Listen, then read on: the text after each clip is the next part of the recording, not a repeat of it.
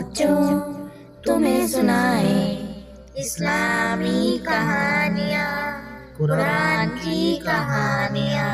آؤ بچوں تمہیں سنائے اسلامی کہانیاں، قرآن کی کہانیاں۔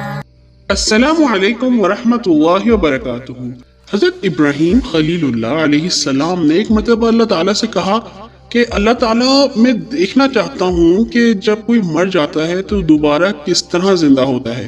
اللہ تعالیٰ نے پوچھا، ابراہیم کیا آپ کا اس بات پر ایمان نہیں ہے؟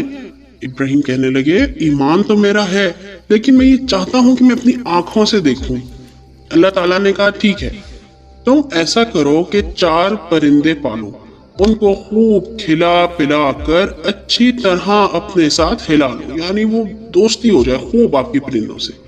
پھر ایسا کرو کہ انہیں ذبح کر کے ان کا قیمہ بنا کر اپنے ارد گرد کے پہاڑوں پر تھوڑا تھوڑا گوشت رکھ دو۔ پھر ان پرندوں کو پکارنا تو دیکھنا وہ پرندے زندہ ہو کر دوڑتے ہوئے آپ کے پاس آ جائیں گے۔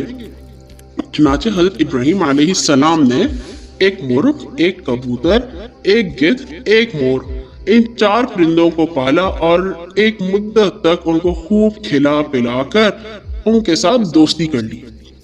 پھر ایک دن انہوں نے ان 4 پرندوں کو ذبح کر کے ان کے سر اپنے پاس رکھے اور باقی گوشت کا قیمہ بنا کر تھوڑا تھوڑا گوشت اپنے ارد گرد کے 4 پہاڑوں پر رکھ دیا، اور پھر دور سے کھڑے ہو کر ان پرندوں کو نام لے کر پکارنا شروع کیا۔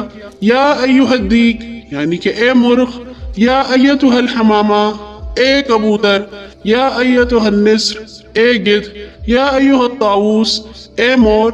آپ کی پکار پر ایک دم پہاڑوں سے گوشت کا قیمہ اڑنا شروع ہو گیا، اور ہر پرندے کا گوشت پوست ہڈی پر الگ ہو کر 4 پرندے تیار ہو گئے۔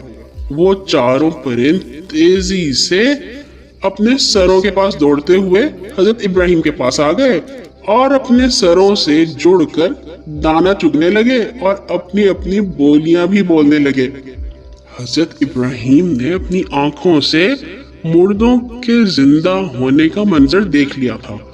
وہ خوش بھی ہوئے اور ان کا دل بھی مطمئن ہو گیا۔